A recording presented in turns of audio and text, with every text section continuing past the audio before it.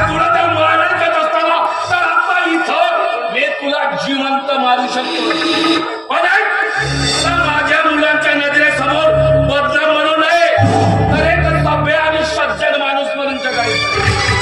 तुम्ही मला स्वतःच्या हाताने दारू पाजता माझ्या मुलाच्या नजरेत मला द्वेष करून पाहतो पण मी वेळी नाही मी दारुडी नाही तर तुम्ही स्वतःच्या स्वार्थापोटी मला वेळी दारुडी करताय पण एक ना एक दिवस हे सगळं या जगाला कळेल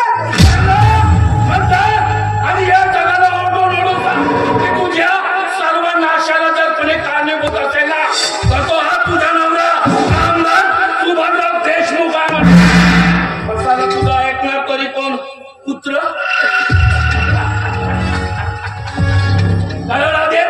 हे तुझ्या मुलांसमोर आणि या जगासमोर एक वेडी दारुडी म्हणूनच मी तुझं अस्तित्व उभं केलंय मग तुझा ऐकणार तरी कोण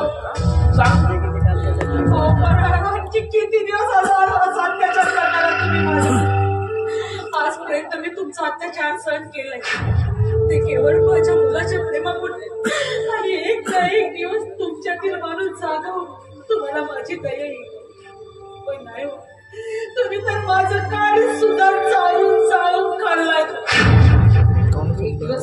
एक दिवस देव माझ्या पाठीशी उभा राहिली त्यावेळेस मात्र स्वतःच्या मनाची भीक तुम्ही माझ्यासमोर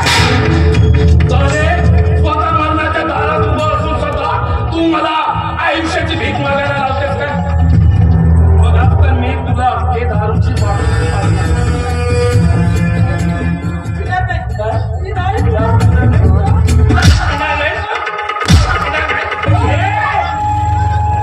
मला चांगल्याने माहितीये एकदा का सवय चढली ना तर मग ती घ्यावीच लागते आणि मला चांगलं माहिती आहे की तुझा डोस किती आहे मग आज मी जेवढी म्हणेन ना तेवढी तुला प्यावी लागते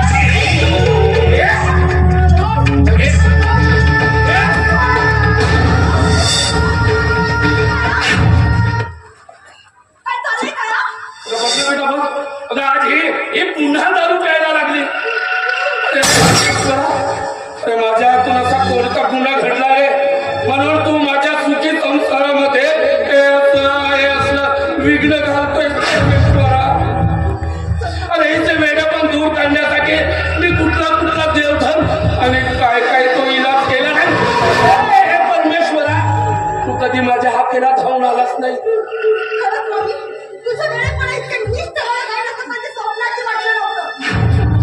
तरी विश्वास ठेवतो मला नव्हती प्यायची माझा विश्वास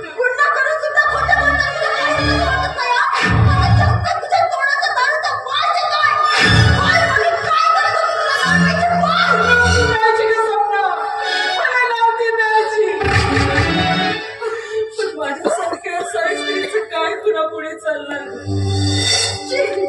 लाज वाटत नाही स्वतःच्या दोषाचं कापड दुसऱ्यावर फोडताना आणि हे सगळं तू माझ्या पप्पांविषयी बोलतेस ना पण एक लक्षात ठेव माझ्या पप्पाला जर असं काही बोललीस ना तर शब्दात मी तुला ऐकू म्हणणार तू काय बोलतोयस हे कळतं का तुला नाही मला सांग ती वेडी आहे म्हणून तू सुद्धा असं वेड्यासारखं काही बोलत जाऊ नको आता मला सांग तिला जर चांगलं वाईट कळलं असतं तर खरंच ती असं वागली असती का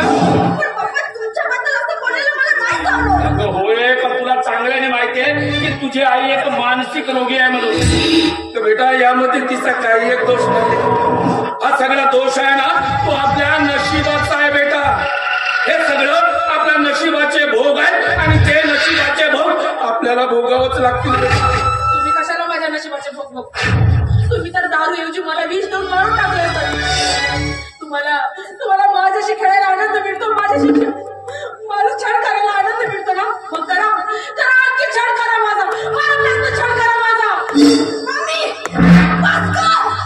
नाही ऐकूनच मला तुझ्या विषयाने शब्द माझ्या जुना आधी वेगळ्याच्या भरात मला जास्त प्यायले तू काय म्हणतात हे तुलाच कळत नाही तू आतमध्ये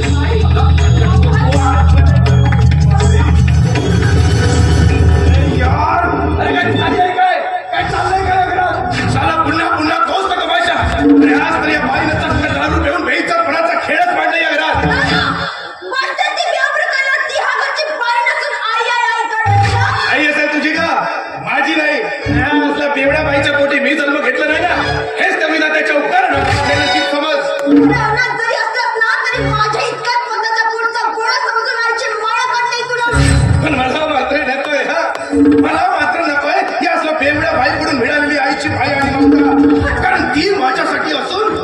असलेलीच बरी. अरे पण तिने दारू घेतली हा दोष तिचा नाही आहे. दोष आहे तो तिच्या मानसिक आजाराचा. काय म्हणालीस? मानसिक आजाराचा? अगं पण तो तिचा जो मानसिक आजार चढतोय ना तो तिला तरुण वयात भोगलेला तिच्या शारीरिक सुखामुळं आजही तिला हवं हवं असं वाटतंय. म्हणजे तुला म्हणायचं आहे की माझी मम्मी कशी आहे? अगदी स्पष्ट तेच बोलतोय आणि तुझ्या समक्ष बोलतोय. आहे तुझी मम्मी तशीच. अच्छा मग तू कोण आहेस? सांग ना. अरे तू सुद्धा एका माणसाच्या दलदलीतून जन्माला आलेला एक वासनेचा किडा आहेस. माझ्या समोर जास्त फाळ करून बोलायचं नाही आणि तसाही तुझा काहीही अधिकार नाही माझ्यावर बोलण्याचा. माझ्या आयुष्याची घडलंय ना झालं माझ्या नजरेआड घडलंय. पण मी बघतोय ना मी अगदी स्पष्टपणे बघतोय तुझ्या आईला. साधी ती एक नंबरची आई आणि आता भाई येते. तू काय बोलतोस हे कळतं का रे तुला? बस पुढे एक शब्द बोलण्याच्या आधी मध्ये बघ तिचे. पण माफी मागण्याला एक जरी तर सगळं शिल्लक ठेवली नाही मग याला माझ्याकडे माफी नाही. बघ वीर, तुला ना तिच्यासोबत असं वागायला नको होतं. अरे तू अनाथ आणि सावत्र जरी असतात ना तरीही जेवढं प्रेम मी स्वप्नावर केलं ना तेवढंच प्रेम मी तुझ्यावरही केलंय. अरे जेवढं या संपत्तीचं वाटेकरी मी माझ्या स्वप्नाला केलंय ना तेवढंच वाटेकरी मी तुला सुद्धा केलंय. होय पप्पा मला जाणीव आहे या सगळ्या गोष्टींची. नमस्कार नमस्कार या गुरुजी या. तुमच्या हॉस्पिटलला गेलो होतो. अच्छा अच्छा. तेथील डॉक्टर नर्स कोणीच मला शीतलविषयी काही सांगायलाही तयार नाही म्हणून मी तुमच्याकडे आलो. नाही म्हणजे कशी माझ्या मुलीची तब्येत सुधारणा होती ना आता तिची. गुरुजी तुम्ही आता अजिबात काळजी करू नका. गुरुजी आता ती ना अगदी व्यवस्थित आहे आणि हो आता ती लवकरात लवकर बरी होईल असा डॉक्टरांचा विश्वास आपल्या पाठीशी आहे. नाही पप्पा हो तुम्ही त्या मुलीबद्दल बोलतात ना त्या मुलीबद्दल गुरुजींसमोर कसं सांगायचं ना तेच कळत नाही मला. काय झालं माझ्या मुली? हा इन्स्पेक्टर साहेब मी हात जोडतो तुमच्या पुढे पण माझी मुलगी सुखरूप आहे म्हणून. अरे वीर तू बोलत का नाहीस नेमकं घडलं काय ते तरी सांग. त्या मुलीनं हॉस्पिटलच्या 3ऱ्या मजल्यावरून उडी घेऊन स्वतःला काही तर समजून काय म्हणजे माझ्या शीतलला आत्महत्या केली? नाही इन्स्पेक्टर साहेब हे खोटं आहे म्हणून सांगा. माझी शीतल आत्महत्या कशी करेल? नाही गुरुजी अगदी खरं तेच बोलतोय मी. ब्रेक पोस्टमॉर्टमसाठी ठेवण्याच्या लायक सुद्धा नव्हता कारण तिने उडी घेता क्षणी मागे येऊन भारतावर येणाऱ्या ट्रकखाली चिडून तिचा संपूर्ण शरीर जमीनदोस्त झाला.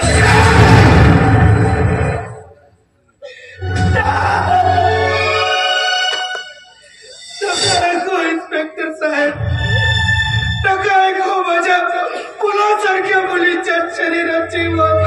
अरे पण वीर मी तुला तिथं जातीने लक्ष द्यायला सांगितलं होतं. होय बाबा पण माफ करा त्यात माझा नाईलाज झाला. अरे केवळ तुझ्या एका चुकीमुळं एक जीव कायमचा गेला आणि याला तू नाईलाज म्हणतोय. पण इन्स्पेक्टर साहेब माझी शीतल आत्महत्या कशी करेल? लहानपणापासून मी तिला संकटाची झुंज द्यायला शिकवलं होतं. ही आत्महत्या नसून त्या बलात्कारी पुरुषाने माझ्या मुलीची केलेली हत्या हत्या. होय गुरुजी अगदी खरं तेच बोललात तुम्ही. ही आत्महत्या नसून एक हत्याच आहे. हे आत्महत्या नसून हत्या. मी हात जोडतो तुमच्या पुढे. माझ्या मुलीची हत्या करणाऱ्या त्या नराधमाला तुम्ही फाशीची शिक्षा द्या. त्याला फाशीची शिक्षा द्या तुम्ही. मी हात जोडतो तुमच्या पुढे. होत असेल तर मला माफ करा गुरुजी. म्हणजे हात तुम्ही आज माझ्यासमोर जोडलात ना त्यातच माझं कर्तव्य पार पाडताना मला बेड्या ठोकाव्या लागतील. काय बोलतोस करता का तुला? होय बाबा अगदी खरं तेच बोलतोय मी. वरिष्ठ अधिकाऱ्यांकडे यांच्या नावाची तक्रार आहे की यांनीच आपल्या मुलीला त्या हॉस्पिटलच्या 3ऱ्या मजल्यावरून ढकलून तिची हत्या केली. हे अजिबात सत्य नाही आणि हे मी कधी सत्यात उतरूही देणार नाही. मला मात्र या क्षणाला माझं कर्तव्य पार पाडावं लागतं. हो तू तुझं कर्तव्य पार पाड पण निदान या क्षणी जरा आपलं काळी शांत घे. जा आज जा. मी माझ्या मुलीच्या मी माझ्या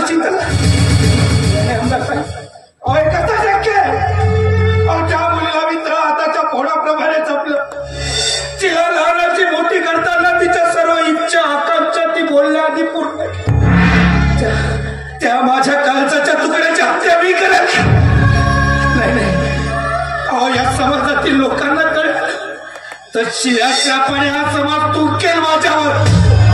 चपला जोड्याचे हार घालून गारवावरून तिंट काढेल माझी. आणि या वयात हे सगळं सहन करण्याचं धैर्य माझ्यामध्ये नाही. नाही गुरुजी नाही. अहो तुम्हाला स्वतःला निर्दोष साबित करून त्या अपराध्याला शिक्षा जर करायची असेल ना हा झालेला अपमान तुम्हाला सहन करावा लागेल. आपण माझ्यासारखं एक आदर्श शिक्षक अपमान सहन करेल आमदार साहेब. त्यापेक्षा ना मला मेलेलंच बरं. नाही गुरुजी नाही. अहो गुरुजी तुमच्या मुलीवर झालेल्या अत्याचाराचा बदला घेण्यासाठी तुम्हाला जगावं लागेल. नाहीतर या समाजानं नाटलेला तुमच्या बदनामीचा डाग आहे ना गुरुजी तो डाग या पिढीत काय कुठल्या पिढ्या कधी पुसला जाणार नाही. आमदार साहेब कोणाच्या आधारावर माझ्या जगण्याचा आधारच या समाजाने माझ्यापासून हिरावून घेतला. मला ना त्यापेक्षा मेलेलंच बरं. तुम्हाला जर वाईट वाटत नसेल ना तर त्यासाठी माझ्याकडे एकमेव उपाय आहे. हो आणि तो म्हणजे हे दारू.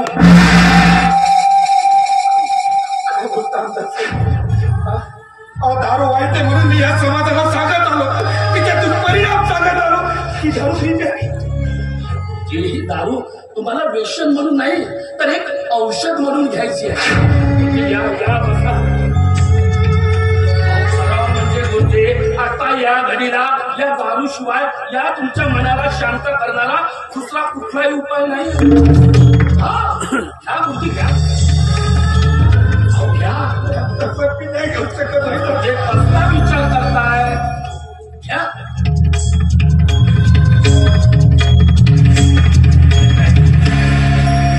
मला पाप करायचं साहेब. मी सांगतो तसं ऐका नाहीतर हा समाज तुम्हाला टोचून बोललेलं तुम्हाला जगूच देणार. म्हणून म्हणतो घ्या घ्या घ्या.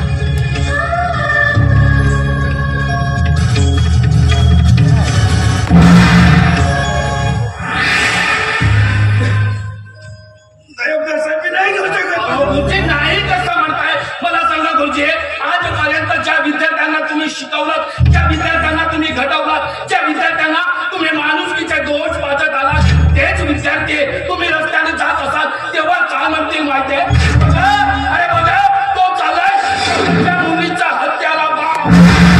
मला सांगा गुरुजी हे सगळं तुम्ही ऐकू शकाल. म्हणूनच म्हणतोय घ्या.